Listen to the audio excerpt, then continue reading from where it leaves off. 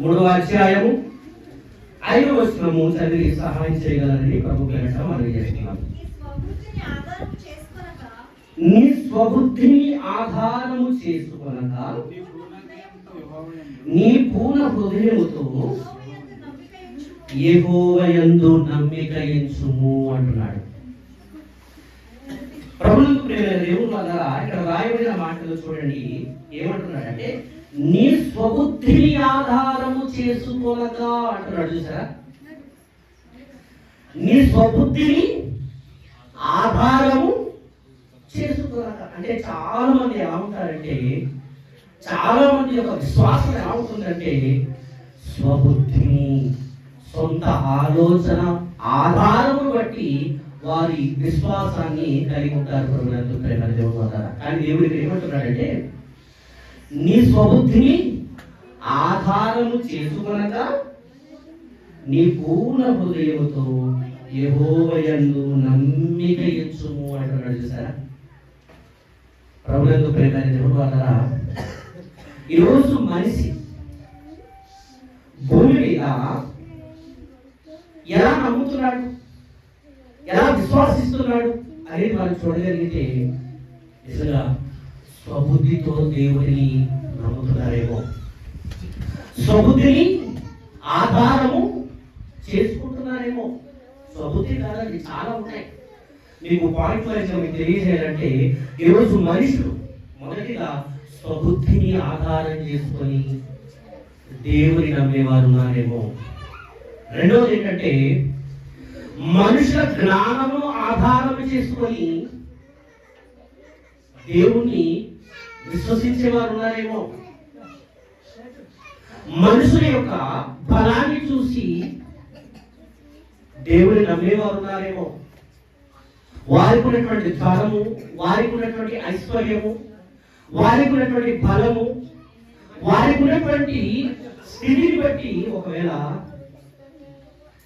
దేవుణ్ణి నమ్ముతున్నారేమో. మరోమాట ప్రాముఖ్యంగా ప్రభువునందు ప్రేమ దేవుని వల్ల ఈరోజు శరీర సంబంధమైన ఆశీర్వాదం ఏంటి? భూములు, ఇళ్ళు, ఉద్యోగాలు, ఆరోగ్యాలు, ఇవి ఉన్నాయి కదా. అమ్మ వింటున్నారా? శరీర సంబంధమైన ఏవైతే ఉన్నాయో అవి దేవుడు మనకు కల్పిస్తున్నప్పుడు వాటిని ఆధారం చేసుకొని ఒకవేళ మనం దేవుడిని నమ్ముతున్నామేమో. ఇలా చూసుకుంటూ పోతే ప్రభువునందు ప్రేమ దేవుని వల్ల ఒక మాట చెప్పాలంటే నా విశ్వాసం, నీ విశ్వాసము, విశ్వాసానికి ఆధారం ఎవరు? ఒకసారి మనం ఆలోచన చేద్దాం. ఈరోజు ప్రతి ఒక్కరు కూడా దేవుడు ఎలా నమ్ముతున్నారు? ఉదాహరణ మీకు తెలియజేస్తాను. అమ్మ మీరు దేవుడు ఎలా నమ్ముకున్నారు అని అడిగితే వారు ఏమంటారంటే నేను ఈ పరిస్థితుల్లో చావు బ్రతుకులో ఉన్నాను. చావు బ్రతుకులు ఉన్నప్పుడు ఒక సేవకుడు వచ్చాడు. ఆ సేవకుడు ప్రార్థన చేయగానే నాకు స్వస్థత అనేది కలిగింది కనుక దేవుడు నాకు స్వస్థత ఇచ్చాడు కనుక నేను దేవుడిని నమ్ముతున్నాను. నా విశ్వాసానికి ఆధారం ఏంటంటే స్వస్థత అంటున్నాను. ఇది దీని వరకు మనం ఆలోచన చేయాలి. మరికొందరు ప్రజలు మీరు ఎందుకు నమ్మారు దేవుడు అంటే, ప్రజలు నా పరిస్థితి అసలు బాగుండేది కాదు, నా జీవితం అనేది అయోమయంగా ఉండేది, అసలు ఏమి లేని పరిస్థితుల్లో ఉన్న నాకు దేవుడు ఏం చేసినట్టే మరి మంచి ఉద్యోగాన్ని దేవుడు అనుగ్రహించాడు. దేవుడు ఇచ్చినటువంటి ఆ ఉద్యోగాన్ని బట్టి నేను ఆయన నిజమైన దేవుడు అని నమ్మాను అని చెప్పేవారు ఉన్నారు. అవునా కదా? ప్రభువునందు ప్రియమైన దేవుడు వల్ల మరికొందరిని అడిగితే మీరు దేవుణ్ణి ఎందుకు నమ్మారు? నేను స్వస్థత పరచబడ్డాను కనుక, నేను మేలు పొందాను కనుక, నాకు ఉద్యోగం వచ్చింది కనుక, నాకు దేవుడు మేలు చేశాడు కనుక నేను ఈరోజు దేవుడిని నమ్ముతున్నాను అని చెప్పేవారు చాలా మంది ఉన్నారు. ప్రభువునందు ప్రియమైన దేవుని వల్ల ఒక వాక్యం మనము చూద్దాం. మన విశ్వాసం, మనందరి విశ్వాసానికి ఆధారము ఎవరు అనే విషయంలో మొదటి మనం ఆలోచిస్తున్నాం ఏంటంటే మనిషి స్వబుద్ధిని ఆధారము చేసుకోవడం అనేది ఒకటి. రెండోది ఒకసారి మనకు సమయం లేని కారణంగా మీకు కొన్ని మాటలు ఆలోచింపజేసి నేను ముగించేస్తాను. కొరింథీయులకు రాసిన మొదటి పత్రిక 2వ అధ్యాయం. కొరింథీయులకు రాసిన మొదటి పత్రిక 2వ అధ్యాయము 4-5 వచనాలు కలిసి ఉంటుంది. చూడండి ఒకసారి. చదవండి. మీ విశ్వాసం మనుషుల జ్ఞానమును ఆధారము చేసుకొనక దేవుని శక్తిని ఆధారము చేసుకొని ఉండవలెను అంటున్నాడు. చూసారా? మొదటిది ఏంటంటే స్వబుద్ధిని ఆధారం చేసుకుని దేవుని నమ్మేవారు ఉన్నారు, విశ్వసించేవారు ఉన్నారు. రెండవది ఏంటంటే ఇక్కడ చెబుతున్నాడు మనుషుల జ్ఞానమును ఆధారము చేసుకొని దేవుని నమ్మేవారు ఉన్నారట. ఇక్కడ అందుకే చెప్తున్నాడు కదా, మనుషుల జ్ఞానమును ఆధారము చేసుకొనక దేవుని శక్తిని ఆధారము చేసుకొని ఉండవలెను అంటున్నాడు. ప్రభునందు ప్రేమైన దేవుని వల్లరా ఈ రెండు మాటలను మనం ఆలోచన చేయగలిగితే, చూడండి, ఈరోజు మనము మన స్వబుద్ధి వలన దేవుని నమ్ముతున్నామా? మన విశ్వాసం మన స్వబుద్ధిపై ఆధారపడి ఉందా అనేది ఆలోచన చేయగలిగితే, స్వబుద్ధి మీద ఆధారపడి దేవుని నమ్మిన వారు ఏమైపోయారంటే వారి జీవితంలో పడిపోయారు. ప్రభునందు ప్రేమ దేవుని వలన స్వబుద్ధిని ఆధారం చేసుకొని సొంత బుద్ధిని, సొంత ఆలోచనను, సొంత తలంపులను, సొంత అభిప్రాయాలను వారి జీవితంలో ఆధారం చేసుకొని వారి విశ్వాస జీవితంలో పడిపోయిన వారు బైబిల్ గ్రంథంలో చాలా మంది ఉన్నారు.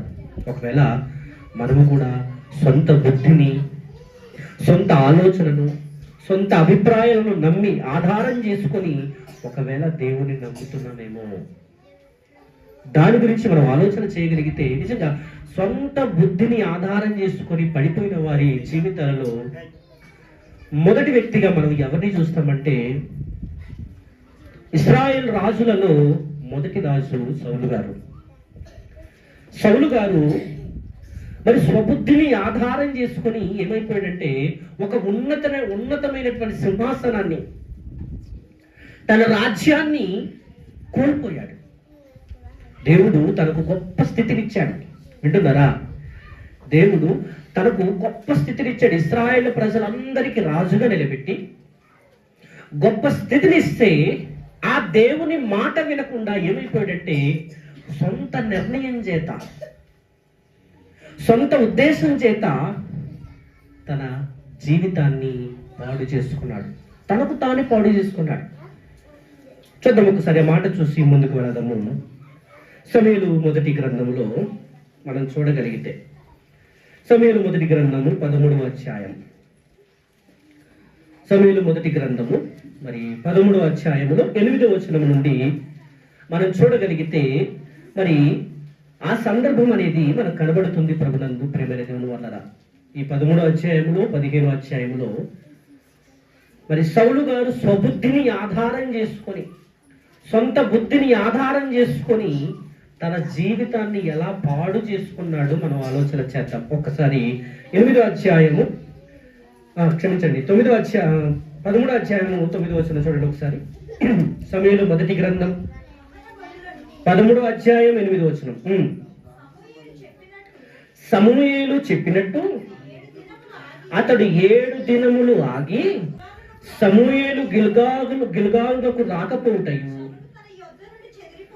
జనులు తన యొద్ద నుండి చెదిరిపోటయు చూచి దహన బలులను సమాధాన బలులను నా యొద్దకు తీసుకుని రమ్మని చెప్పి దహన బలి అర్పించెను. అతడు దహన బలి అర్పించి చాలించిన వెంటనే సమూయేలు వచ్చి సౌలు అతన్ని కలుసుకుని అతనికి వందనము చేయుటకై బయలుదేరగా సమూయేలు అతనితో నీవు చేసిన పని ఏమని అడిగెను.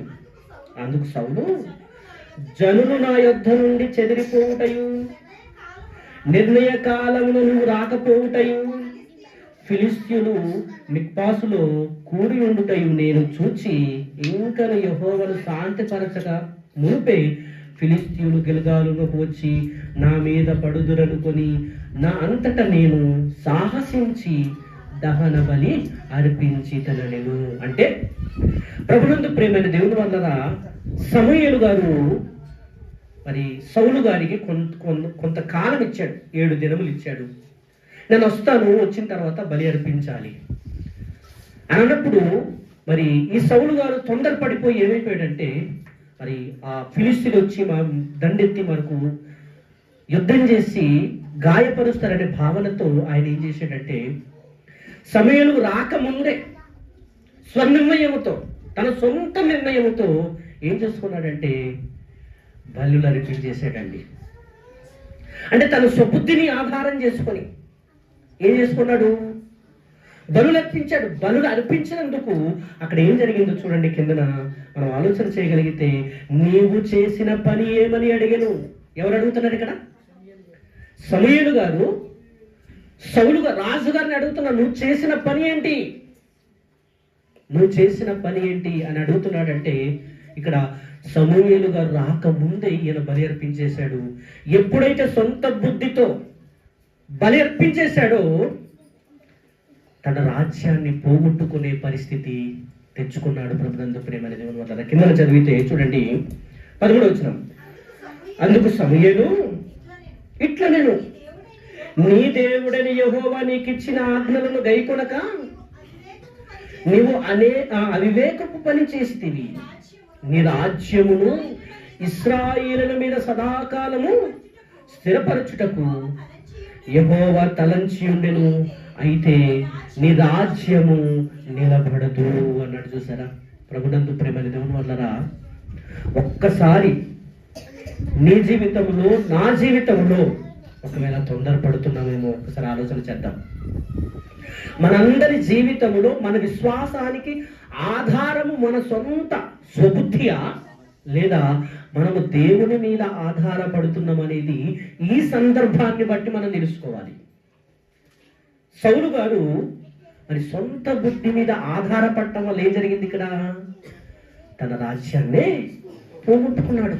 మరో మాట చెప్పనా, అదే సందర్భంలో 15వ అధ్యాయంలో మనం చూడగలిగితే, రెండు చూద్దాం ఒకసారి. 22వ వచనం చూడండి, 15వ అధ్యాయము 22వ వచనంలో మనం చూడగలిగితే ఒక చక్కటి మాట అక్కడ కనబడుతుంది.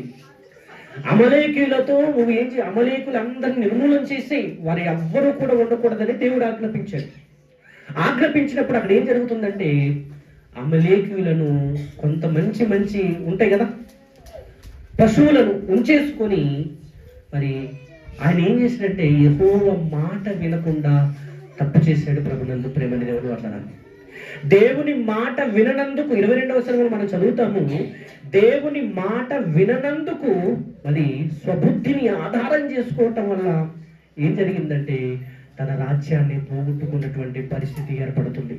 అంటే ఈ సందర్భాలన్నీ చూడగలిగితే చూడండి, స్వబుద్ధిని ఆధారము చేసుకోక యెహోవా యందు నమ్మిక ఉంచు అన్నాడు కదా. సౌలు గారు తన స్వబుద్ధిని ఆధారం చేసుకొని తన రాజ్యాన్ని పాడు చేసుకున్నాడు చూస్తాము. రెండవ సందర్భంలో మనం ఆలోచన చేయగలిగితే ప్రభునందు ప్రేమ దేవుని వల్ల ఏదైనా తోటలో తొలి కుటుంబం, మొదటి కుటుంబం ఎవరు? ఆదాము హవ్వలు. మీరు గమనించండి, ఆదాము హవ్వల జీవితం చాలా గొప్పది ప్రభునందు ప్రేమ దేవుని వల్ల. ఆ మొదటి కుటుంబంలో కూడా ఆ కుటుంబం ఏమైపోయిందంటే దేవుని మీద ఆధారపడకుండా, దేవుని మాటల మీద ఆధారపడకుండా స్వబుద్ధిని ఆధారం చేసుకుని ఎవరో మూడో వ్యక్తి వచ్చి చెప్పి ఆ మూడో వ్యక్తి చెప్పిన మాటను ఆధారం చేసుకొని వారి కుటుంబాన్ని ఏం చేసుకున్నారు?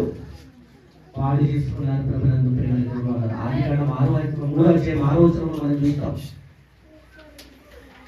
తొలి కుటుంబం పతనం అయిపోవడానికి కారణం ఏంటి? స్వబుద్ధిని ఆధారం చేసుకున్నారు. ఇదిగో ఈ తోటలో ఉన్న ఏ చెట్ల ఫలమనైనను తినవద్దని చెప్పాడా?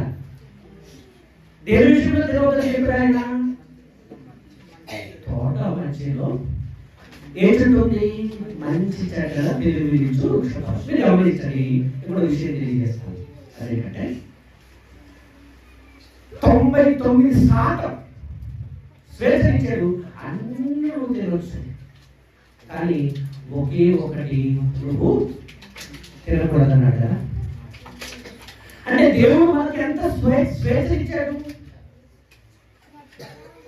99% మనకు స్వేచ్ఛ ఇచ్చాడు, అవునా కదా. ఈ ఒక్క విషయం అనగానే 99 పక్కన పెట్టేసి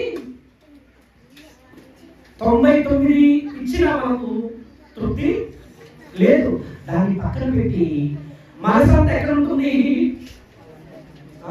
ఒకదాని మీద ఉంటుంది.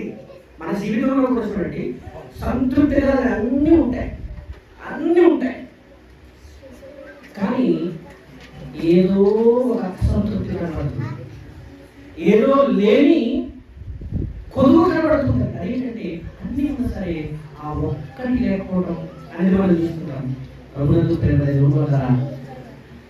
ఏదైనా చోటలో దేవుడు వారికి అన్ని ఇచ్చాడు, కానీ ఒక కండిషన్ పెట్టి ఏంటంటే మీరు దాన్ని తినకూడదంటే అన్నిటి మీద దృష్టి లేదు. ఎక్కడ దృష్టి? ఇప్పుడు మన జీవితం కూడా ఎలా ఉన్నాయి? మనకు అన్ని ఉన్నాయి, అన్ని ఉన్నా సరే మరి దేని మీద మన దృష్టి ఉంటుంది చెప్పండి? దేని మీద ఉంటుంది? అక్కడ వద్దన్నాడంటే ఏదైనా అది ముట్టాలి, తాకాలి, అది అనుభవించాలి, అది తినాలి అనుకుంటారు చెప్పండి. మీరు చూడండి, అన్ని తినడం పర్లేదు, కానీ ఆ ఒక్క దాని విషయం గురించి జాగ్రత్త అన్నాడు. అంటే అన్ని స్వేచ్ఛించాడు, అది తినమన్నాడు. ఈ అన్నింటిలో లేదు, ఈ అన్నింటిలో ఏమీ లేదు. అక్కడే ఏదో ఉందనుకున్నారు, మాట మీరారు, పాపం చేశారు, దేవుని ఆజ్ఞ అతిక్రమించారు, స్వబుద్ధిని ఆధారం చేసుకున్నారు, కుటుంబాన్ని ఏం చేశారు?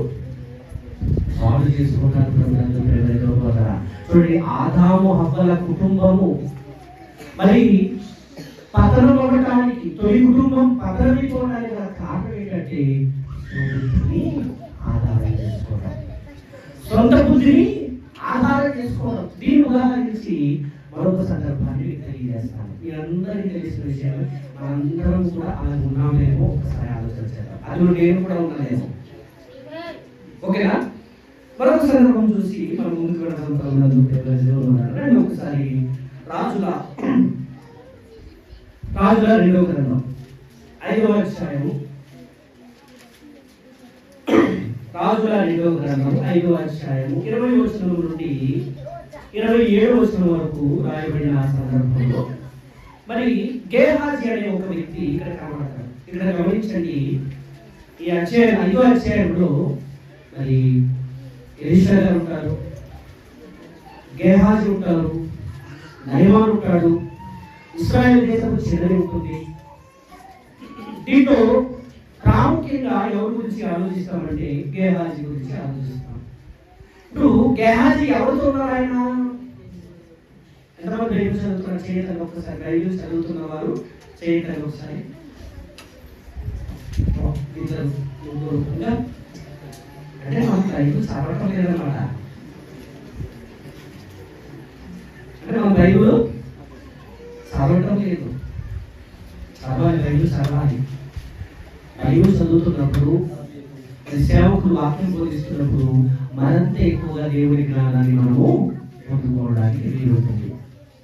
మీకు మీరు బోధకుల కంటే ఎక్కువ బోధింపబడతారు.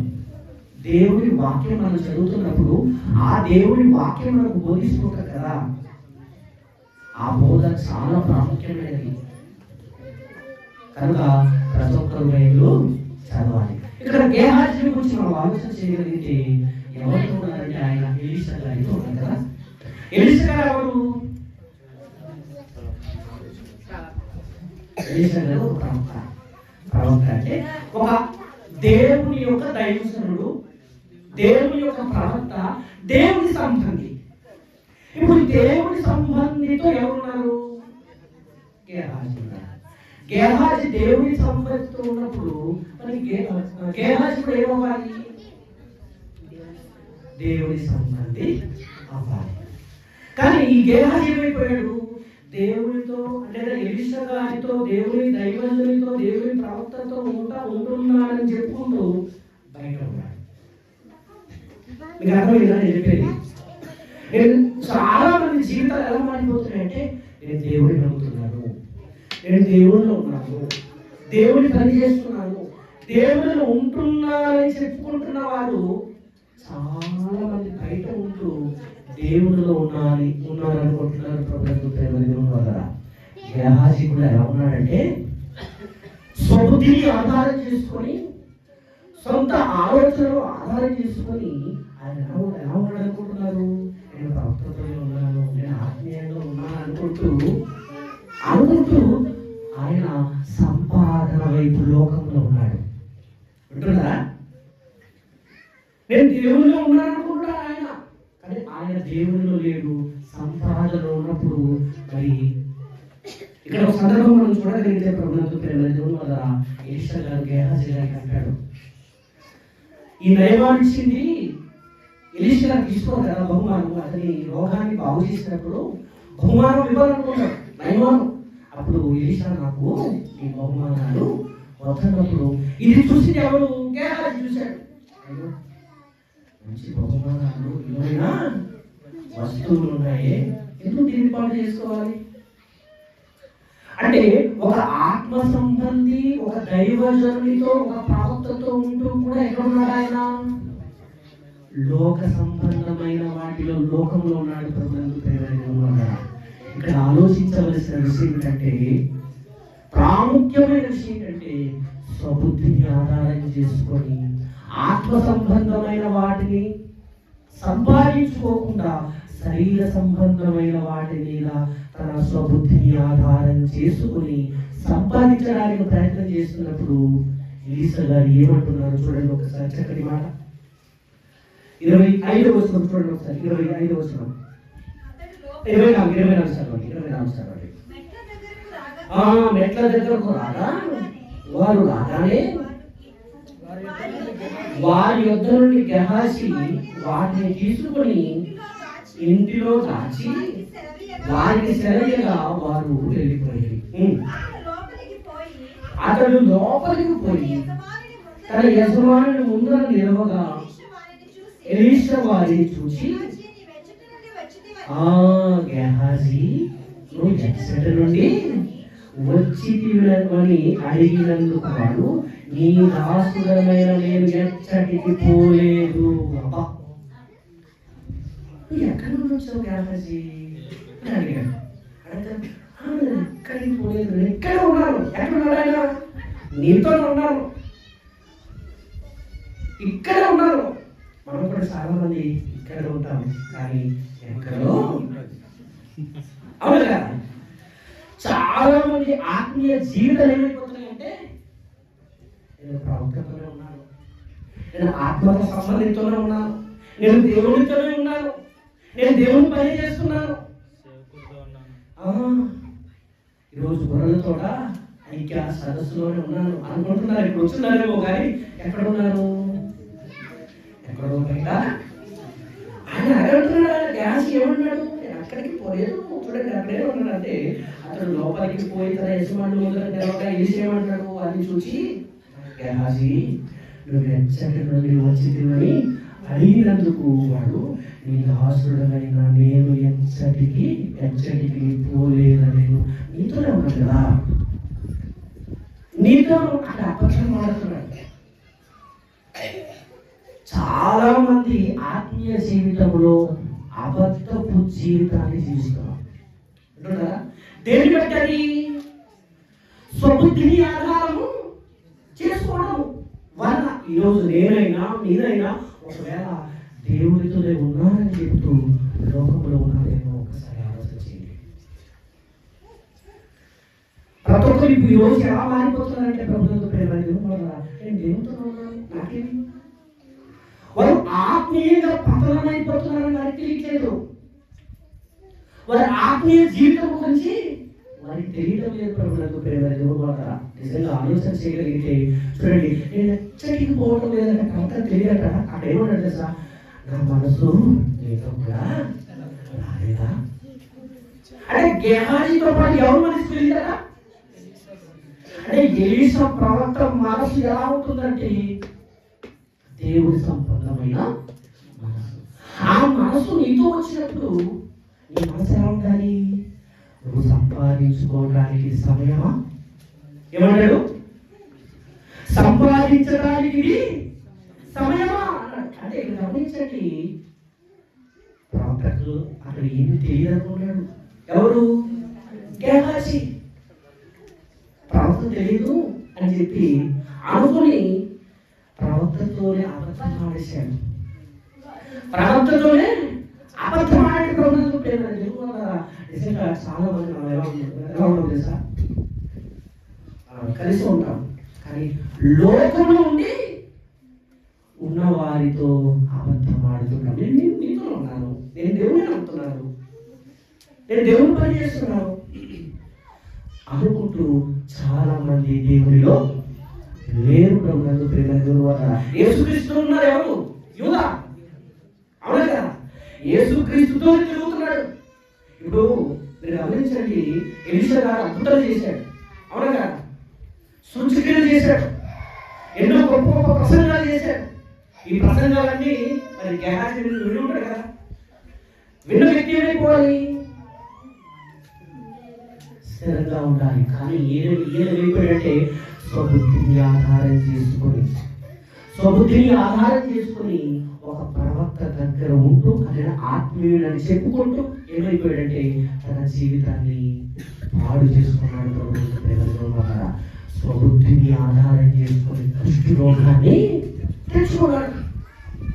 స్వబుద్ధిని ఆధారం చేసుకొని తన రాజ్యాన్ని పోగొట్టుకున్నాడు. సౌలు స్వబుద్ధిని ఆధారం చేసుకొని వారి కుటుంబాన్ని ఏం చేసుకున్నారు? పాడు చేసుకున్నారు. అవునా కదా?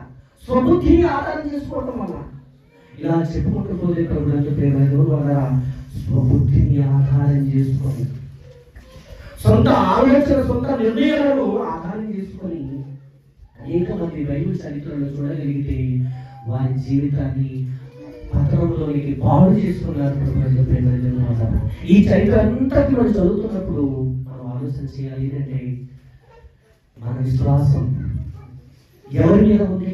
మన విశ్వాసానికి ఆధారము ఏంటి అని మనల్ని ఏం చేసుకోవాలి? పరిశీలించుకోవాలి. మనల్ని మనం ఆత్మవిమర్శ చేసుకోవాలి. నేను ఎలా ఉన్నాను? నా ఆత్మీయ జీవితంలో ఉంది, నేను సరిగ్గా ఉన్నానా? ఇక్కడ ఉన్నానని చెప్పుకుంటూ లోకంలో ఉన్నానా? 100% క్రిస్టియనిటీ ఇప్పుడు ఎలా ఉంది తెలుసా? అసలు ఐక్యత లేకపోవటానికి, విధేయత లేకపోవటానికి, పరిచయం సరిగ్గా జరగకపోవటానికి దానంతటికి కారణం ఏంటంటే నేను దేవుడితోనే ఉన్నానంటూ లోకంలోనే ఉండటం. ఒకసారి నేను గూగుల్ మీట్లో అనుకుంటున్నాను, ఒక ప్రసంగం కూడా చేశాను, పెద్ద కుమారుడి ప్రసంగం. అందులో ఆయన తండ్రితోనే ఉన్నాడు, తండ్రి ఆజ్ఞను పాటిస్తున్నాడు, తండ్రి పని చేస్తున్నాడు, కానీ అతనికి సంతోషం లేదట. ఏం లేదు? సంతోషం లేదు. మీరు చూడండి, మనం కూడా ఈరోజు దేవుని నమ్ముతున్నాం, సంతోషం ఉందా? దేవుని ఆజ్ఞను పాటిస్తున్నాం, సంతోషం ఉందా? దేవుని పని చేస్తున్నాం, సేవకులుగా మనం సంతోషం ఉందా? ప్రభుత్వ ప్రేమ దేవుని వల్ల దీనంతటికి కారణం ఏంటంటే మనం దేవుడితో ఉన్నామని చెప్పుకుంటూ లోకంలో ఇంకా ఉన్నాము, ఇంకా దేవుడిలోని ఉన్నాము రాలేదు. దానికి కారణం ఏంటి? స్వబుద్ధిని ఆధారం చేసుకోవడం వల్ల, సొంత బుద్ధిని ఆధారం చేసుకోవడం వల్ల ఈరోజు మనమందరం కూడా ఒకవేళ లోకంలో ఉంటామేమో. ఈరోజు మనకు దేవుడు ఈ వాక్యాల చేత బోధిస్తున్నాడు, మనం మార్పు పొందడానికి చక్కగా అవకాశం దేవుడు ఇస్తాడు. ఇలా స్వబుద్ధిని ఆధారం చేసుకొని చూడండి, లూకాసు వార్తలో ధనవంతుడు ఏం చేశాడు? పంట బాగా పడిపోయింది, ఒక పెద్ద గొడవ కట్టేసి నేను పండించిన ఆ పంట పెట్టి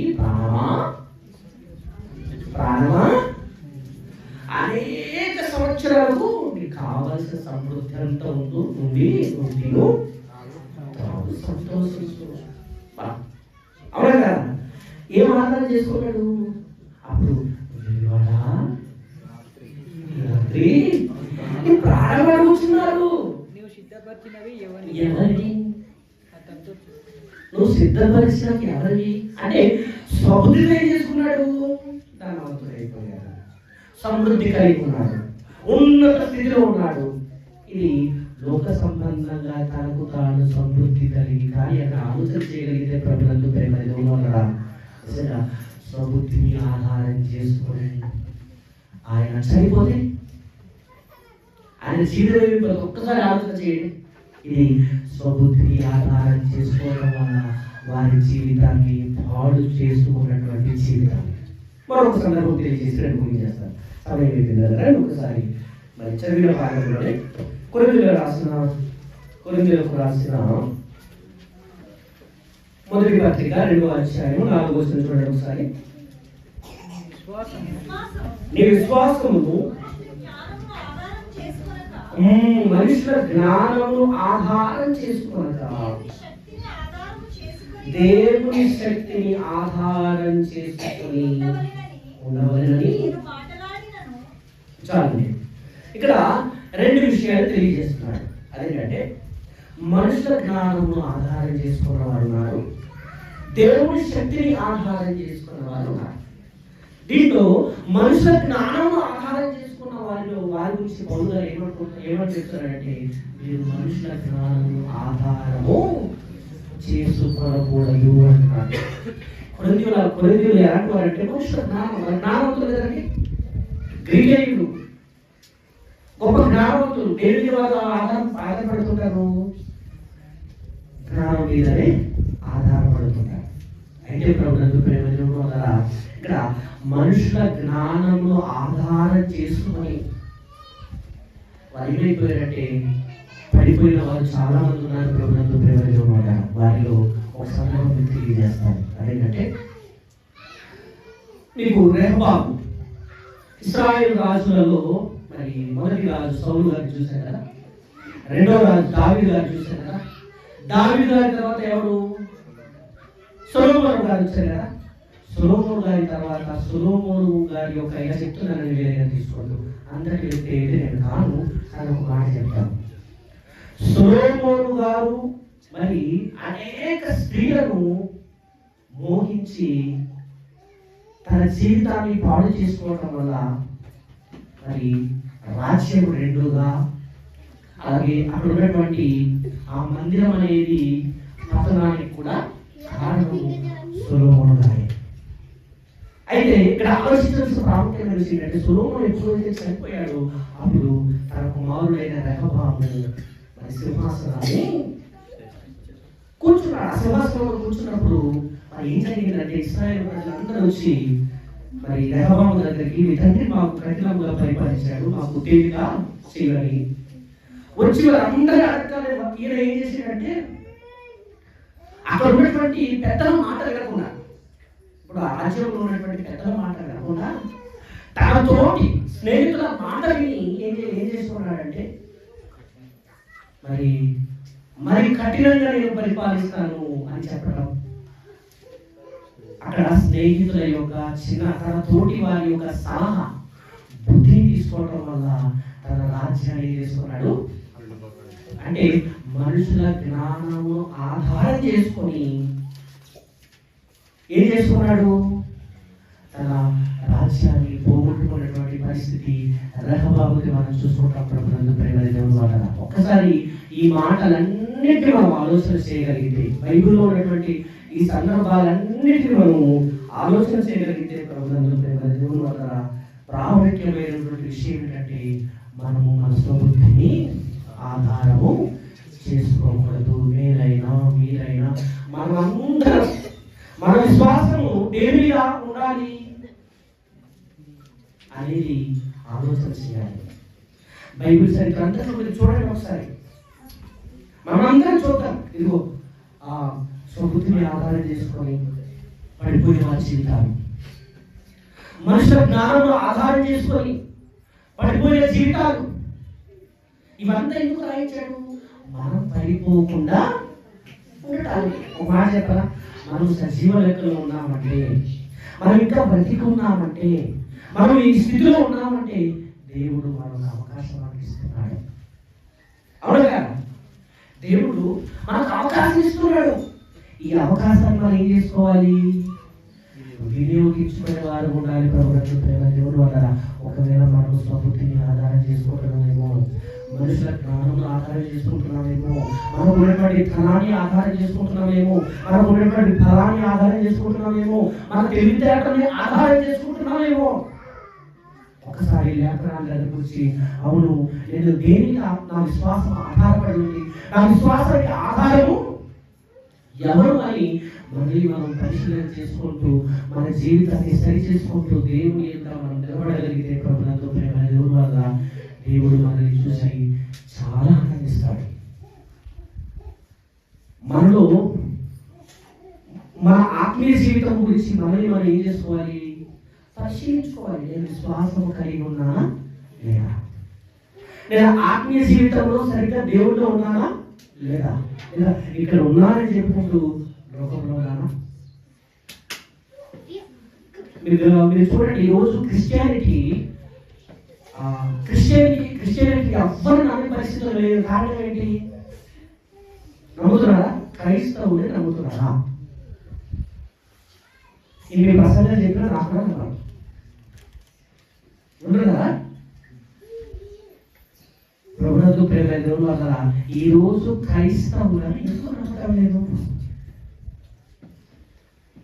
క్రైస్తవుని ఒకప్పుడు నమ్మేవారండి. క్రైస్తవులు అంటే మరి మాట తప్పరు, త్యాగం చేసేవారు, అనేక మందికి దాతృత్వము చేసేవారు, వారు దేవునిలో విశ్వాసం కలిగి దేవునిలో గట్టిగా నిలబడేవారు, త్యాగతరులు. వారు రాబట్టే ఈ భారతదేశము అభివృద్ధి పరచబడింది అని చక్కటి ఉద్దేశం కలిగిన వారు కూడా ఈరోజు మన క్రైస్తవ్యం మీద ఎదురు దాడి దిగుతున్నారంటే కారణం ఏంటి? మనం బాగోలేదేమో, మన ప్రవర్తన బాగోలేదేమో, మన జీవితం బాగోలేదేమో, మనం వారి దగ్గర ప్రవర్తిస్తున్నటువంటి ప్రవర్తన బాగోలేదేమో. ఒక్కసారి ఆలోచన చేయండి ప్రభుత్వం ద్వారా, ఒక్కసారి ఆలోచన చేయండి. మన విశ్వాసము, నీ విశ్వాసము, నా విశ్వాసం, మనందరి విశ్వాసానికి ఆధారం ఎవరు అనేది రెండు మాటలు చూపించి ముగిస్తాను. ఒకసారి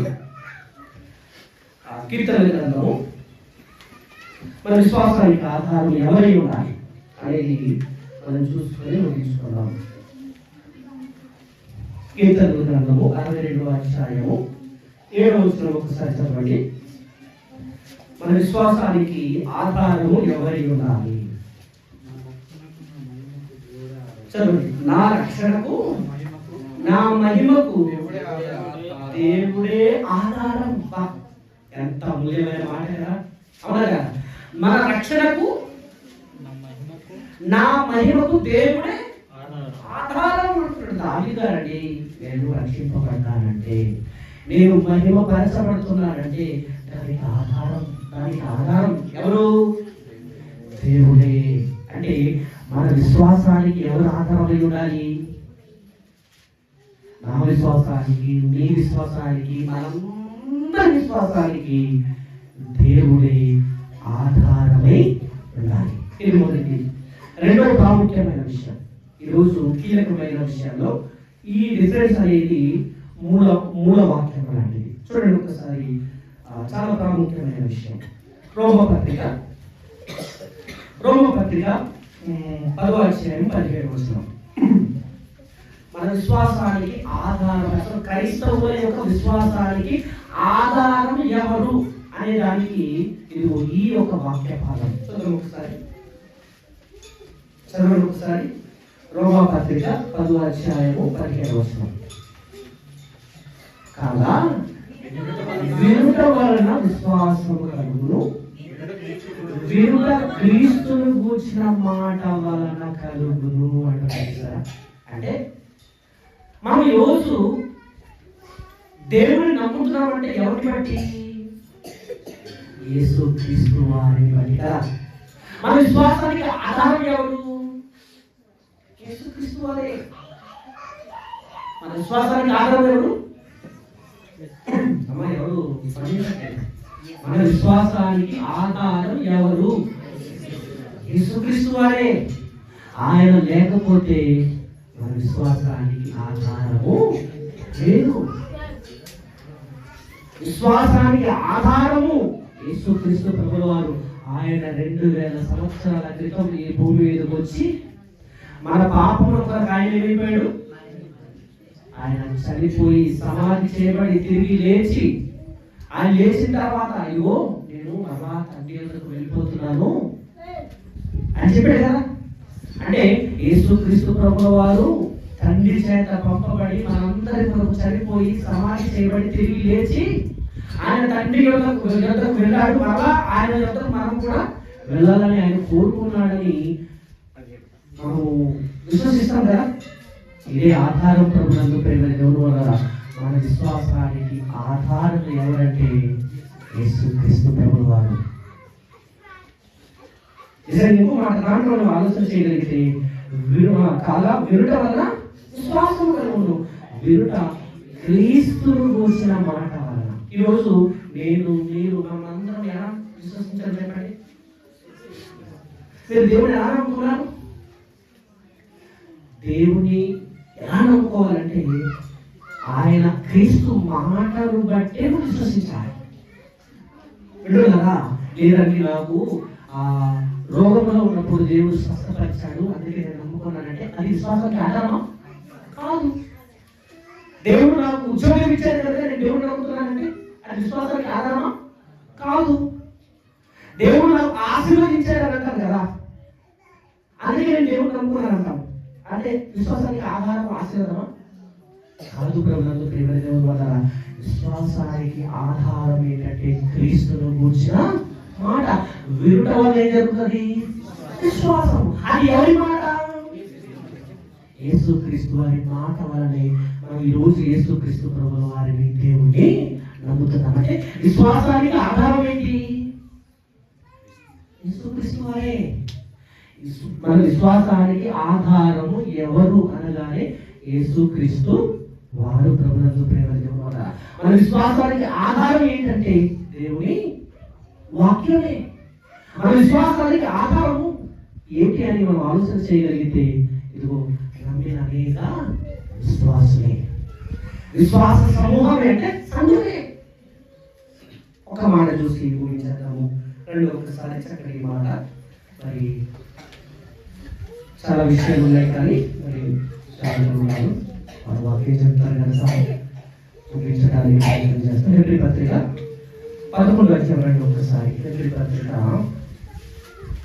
12వ అధ్యాయం. హెబ్రీ పత్రిక 12వ అధ్యాయము మొదటి 2 వచనాలు చూడండి ఒకసారి. మొదటి 2 వచనాల్లో ఇంత గొప్ప సాక్షి సమూహము మేఘం వలన మనల్ని ఆవరించి ఉన్నందున మనము కూడా ప్రతి భారమును సులువుగా చిక్కులు పెట్టు పాపములు విడిచిపెట్టి విశ్వాసమును కర్తయు దానిని కొనసాగించువాడునైనా యేసు వైపు చూచుచు మన ఎదుట ఉంచబడిన పందెములో ఓపికతో పరిగెత్తుదాము అంటున్నాడు. విశ్వాసానికి కర్త ఎవరు? యేసుక్రీస్తు. అంటే ఈరోజు మనందరి విశ్వాసానికి ఆధారం ఎవరు? యేసుక్రీస్తు ప్రభువు వారే. అది కాకుండా వేరేది మనం నాకు మేలు కలిగింది కనుక, నేను ఆశీర్వదింపబడింది కనుక, నాకు ఉద్యోగం వచ్చింది కనుక, నాకు ఏదో జరిగింది కనుక అని మనం నమ్ముతుంటే అది సరైన విశ్వాసము కాదు. మన విశ్వాసానికి ఆధారం ఎవరంటే యేసుక్రీస్తు ప్రభువు వారే. మనుషులు కాదు, స్వబుద్ధి కాదు, మనుషుల జ్ఞానము కాదు, ఐశ్వర్యం కాదు, మనకు ఉన్నటువంటి ఏది కాదు. ప్రభునందు ప్రేమ దేవుని వల్ల దేవుడు చెప్తున్న మాట ఏంటంటే యేసుక్రీస్తు ప్రభువు వారే మన విశ్వాసానికి ఆధారం. ఆయన మీద మనం ఏమవ్వాలి? ఆధారపడాలి. ఆయన మీద మనం ఆనుకోవాలి. నిజంగా ఆయనతో సహవాసం కలిగి మనము నిత్య జీవితాన్ని గడపడానికి ప్రయత్నం చేయాలి. మరి మన విశ్వాసానికి ఆధారం ఎవరు చెప్పండి? యేసుక్రీస్తు ప్రభువు వారే. మన జ్ఞానము కాదు, మన స్వబుద్ధి కాదు, మనుషుల యొక్క జ్ఞానము కాదు. ఈరోజు ఎక్కువ మనం దేని నమ్ముతాము చెప్పండి? మనుషుల జ్ఞానం నమ్మి మోసపోతాం కదా, అవును కదా? ఎక్కువ మనం మోసపోయేది అంటే మనుషుల జ్ఞానం. మనుషుల జ్ఞానాన్ని ఆధారపడితే మనం మోసపోయిన వారం ఉంటాము. దేవుని జ్ఞానాన్ని ఆధారపడితే, దేవుని శక్తిని ఆధారపడితే మనం అందరం కూడా యేసుక్రీస్తు ప్రభువు వారిని ఆధారం చేసుకుని పరలోకం వెళ్ళడానికి వీలుంటుంది. కనుక మన ఆధారం, విశ్వాసానికి ఆధారం ఏమంటే యేసుక్రీస్తు ప్రభువు వారు మనందరికీ ఆయనే ఆధారం ఉండాలని కోరుతూ ఈ అవకాశం ఇచ్చినందుకు అందరికీ వందనాలు తెలియజేస్తూ ఈ సమయాన్ని అధ్యక్షుల వారికి అప్పగిస్తున్నాను. Thank you so much. అందరికీ వందనాలు.